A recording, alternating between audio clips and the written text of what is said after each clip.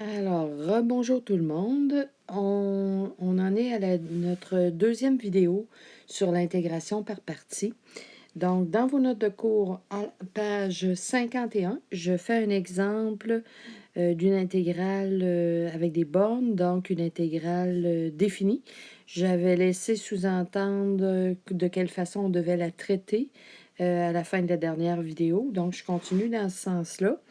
Alors, on se souvient que dans une intégrale où on a un produit de fonctions comme un polynôme et un logarithme, on a typiquement à utiliser une technique d'intégration qui s'appelle l'intégration par partie. Maintenant, ce qui serait naturel d'essayer, ce serait de poser U comme étant x à la 3 et de poser des V comme étant donc ln de x dx. À ce moment-là, si on va chercher notre DU, ça va nous donner 3x2 dx.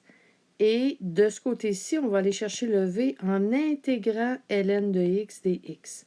Sauf que cette intégrale-là ici est difficile à faire. On ne pourra pas la faire. Donc, ça veut dire qu'il va falloir chercher un autre chemin que celui qu'on a tenté d'essayer ici. Alors, l'autre chemin, ça pourrait très bien être U égale ln de x. Donc, à ce moment-là, du va se calculer assez bien. Le dv, naturellement, c'est le reste de l'intégrale. Donc, x3 dx. Le du donne 1 sur x dx. Et le v, l'intégrale de x à la 3, donne x4 sur 4. Donc, cette partie-là est à oublier. On va regarder celle-ci. L'intégrale que l'on cherche de 1 à e de x à la 3 ln de x dx nous donne à ce moment-là u fois v moins l'intégrale de v du. On se souvient, c'est toujours la même chose. Alors, u, c'est tout simplement ln de x, x4 sur 4. Donc, x4 sur 4 ln de x. Bien entendu, comme on a des bornes, j'avais oublié d'indiquer les bornes ici tout à l'heure, on est de 1 à e. Donc, x4 sur 4 ln de x évalué naturellement aux bornes, donc entre 1 et e, moins l'intégrale de v du, ça veut dire l'intégrale de x4 sur 4 fois 1 sur x dx, et tout ça aux bornes 1 à e.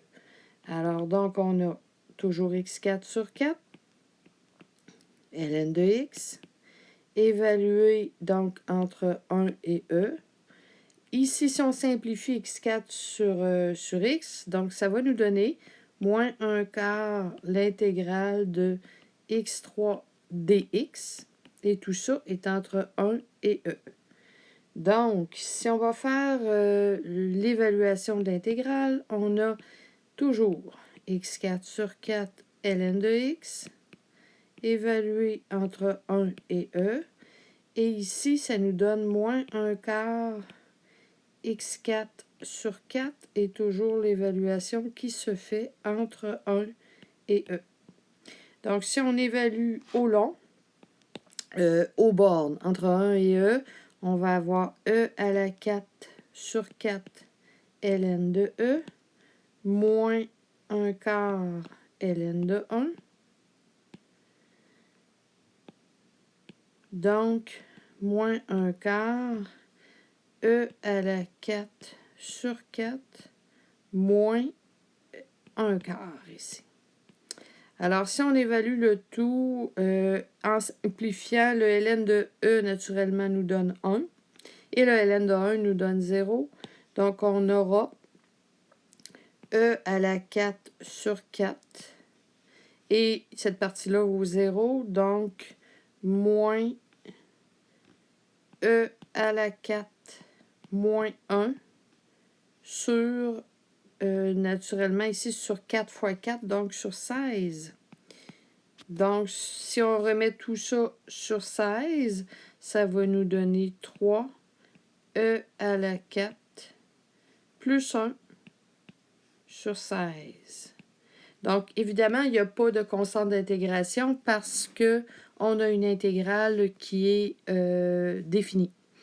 Donc, un autre exemple d'intégration par partie, mais avec des bornes. Maintenant, il y a plusieurs types d'intégration par partie. Je vous en présente une autre à la page suivante, donc à la page 52 de vos notes de cours. Donc, on poursuit avec une intégrale qu'on va rencontrer à l'occasion, pas si souvent que ça non plus. Donc, l'exemple 39 nous présente une intégrale qu'on va faire en boucle. On dit en boucle, on dit récursive. Donc, ce type d'intégrale-là, où l'intégrale de départ va revenir, donc une intégrale qui est récursive, l'intégrale de départ va revenir et on va devoir retrouver une technique là, pour intégrer. Alors, si on fait cet exemple-ci, là, on n'a pas un polynôme, une exponentielle, un polynôme, un sinus, mais on a plutôt une exponentielle et un sinus. Donc, on pourrait essayer naturellement la chose suivante. Donc, on pourrait essayer de poser U comme étant E à la 2x et le reste de l'intégrale, donc le dv va donner sin x dx. Donc, le du va nous donner 2 e à la 2x dx. Et le v ici nous donne l'intégrale de sin, donc c'est-à-dire moins cos de x. Donc, voici notre petit coffre, notre petit kit d'intégration. Alors, si on débute l'intégration de cette façon-là, donc on aura intégré toujours e à la 2x sin x. Donc, u fois v moins l'intégrale de v du, donc c'est-à-dire moins e à la 2x cos x, moins l'intégrale de v du, donc c'est-à-dire plus 2, c'est ce qui va nous rester, l'intégrale de cos x e à la 2x dx. Maintenant, on se retrouve avec une autre intégrale qui est formée de deux fonctions, d'un produit de deux fonctions différentes. On va devoir la faire aussi par partie. Donc, je vais écrire ici, on va écrire ici ce qu'on considérait comme un autre U, puis un autre du. Donc, mettons qu'on pose U comme étant E à la 2x. Donc, on aurait notre dv qui serait cos x dx.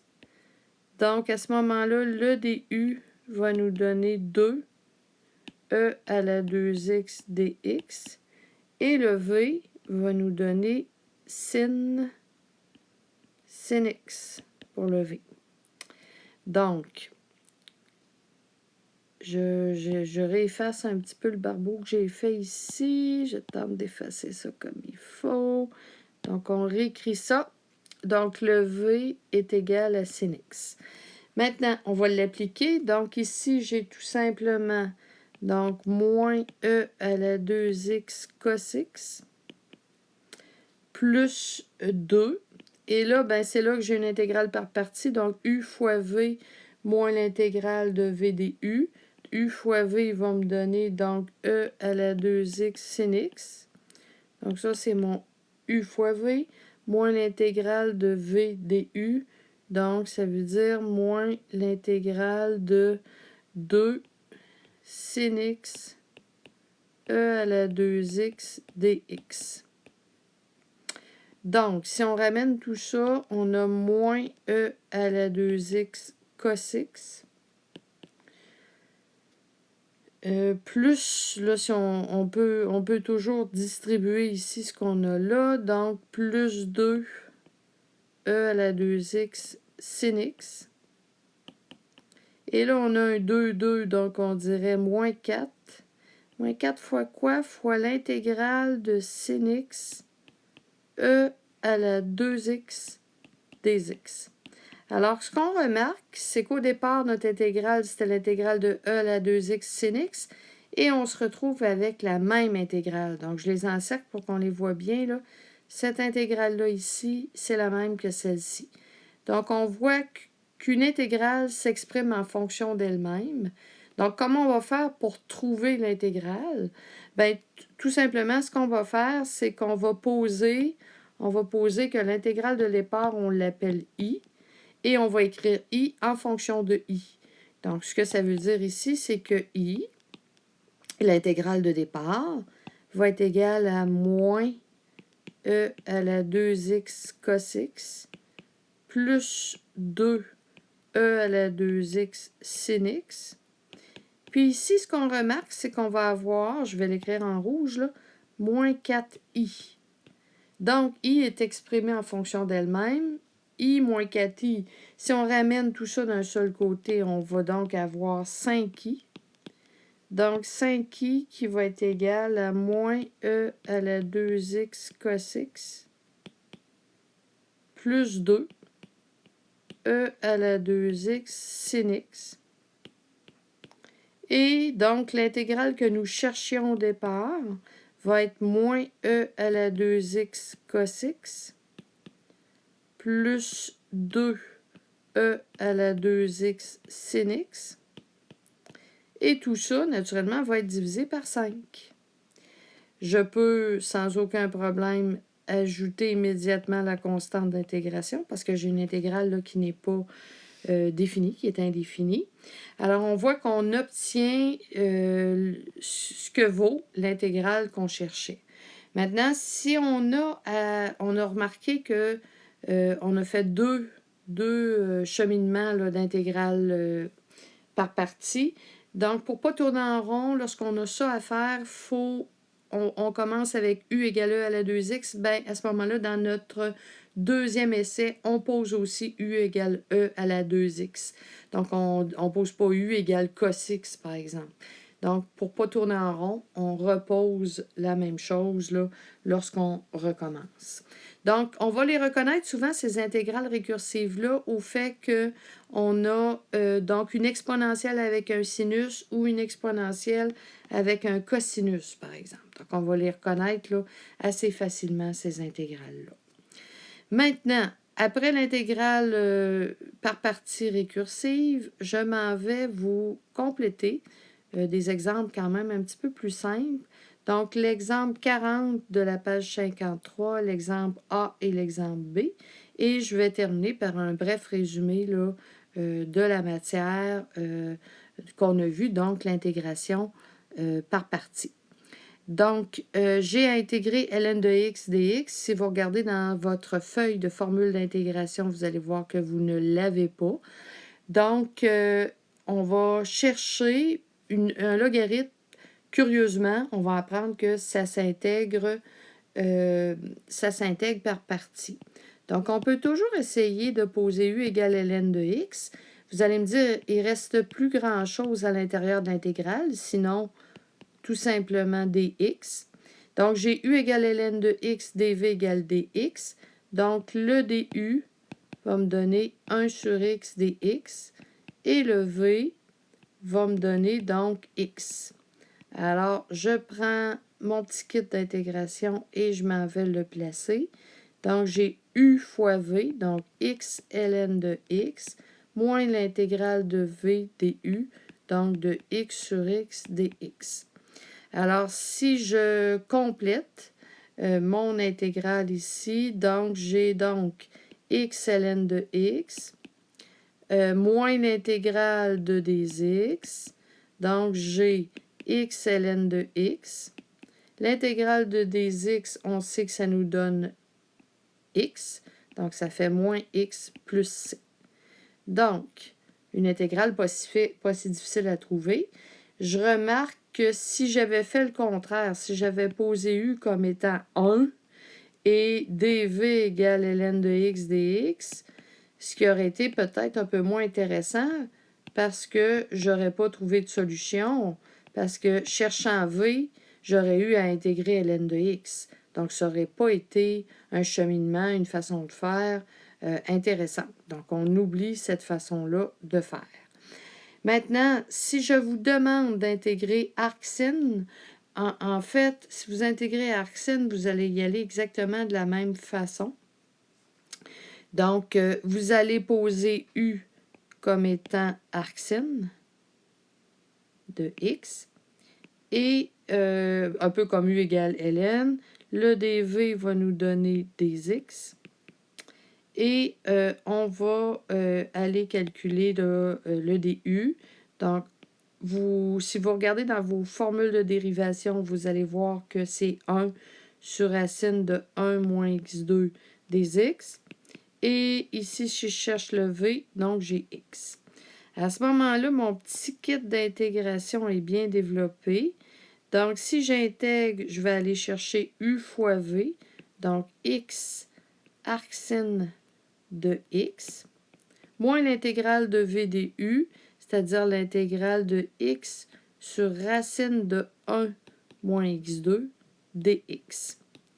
Bon, ce type d'intégrale-là, je remarque que j'ai une fonction en x2, une autre en x. Donc, je peux facilement faire un autre changement de variable. Donc, le changement de variable, je vais l'indiquer ici, là, pour qu'on ne soit pas tout mêlé. Donc, changement de variable w égale 1 moins x2. Donc, le dw va me donner moins 2x dx.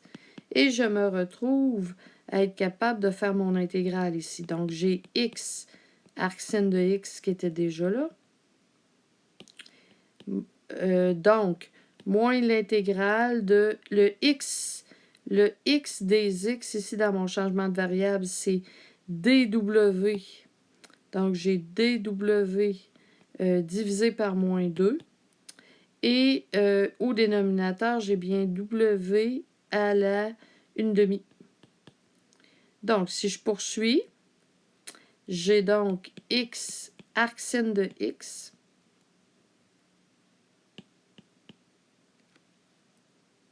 moins 1/2, donc plus 1/2 l'intégrale de dw sur w.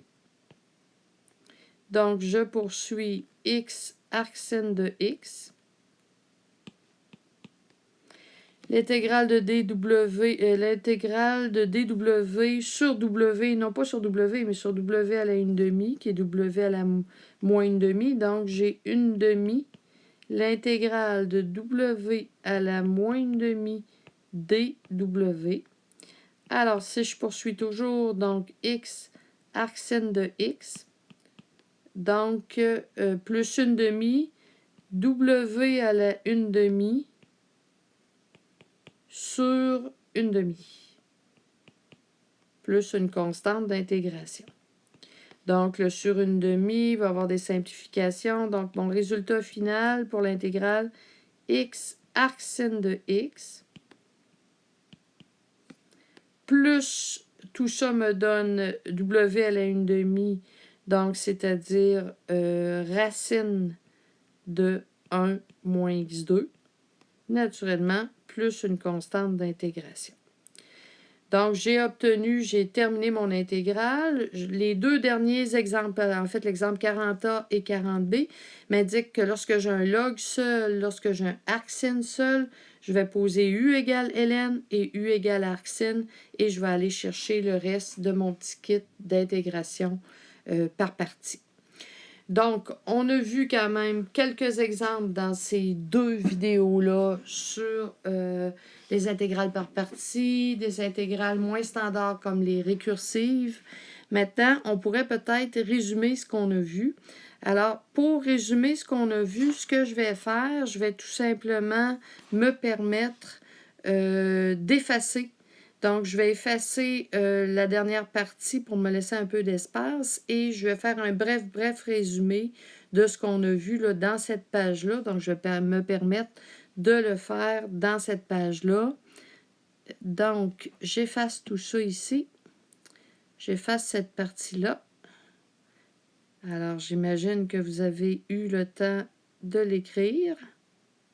Et je fais un résumé. Moi, que je faisais, en fait, dans le bas de la page 53, là, je m'étais laissé un petit peu plus d'espace dans mon cahier de notes. Sur la tablette, c'est un peu plus difficile. Alors, si je fais un résumé, donc, si on résume ce qu'on a fait là, pour l'intégration par partie. Donc, ce qu'on peut retrouver dans notre intégrale, Les formes qu'on peut retrouver, c'est les formes suivantes.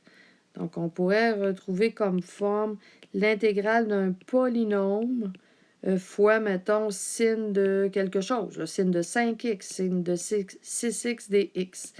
À ce moment-là, si on se retrouve avec ce type d'intégrale-là, qu'est-ce qu'on va poser comme partie? On va poser u comme étant le polynôme et on va poser le dv comme étant le sin. Donc, c'est comme ça qu'on va fonctionner. On a donné quelques exemples, puis ça a très bien fonctionné. Maintenant, deuxième cas, j'ai un polynôme avec une exponentielle. Donc, mettons e à la bx dx. Autre exemple qu'on a fait, on pose encore u comme étant le polynôme et on aura notre dv qui sera égal à e à la bx dx. Autre cas, si j'avais un polynôme avec un logarithme, donc, mettons, ln de, je mets cx dx.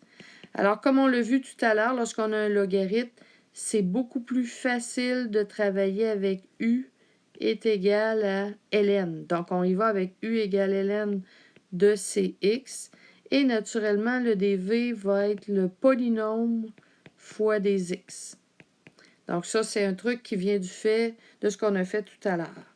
Maintenant, si j'avais arc, une certaine fonction arcsin de ax dx, bien, on l'a vu tout à l'heure. Je vais poser u comme étant arcsin, un peu comme le u égale le log.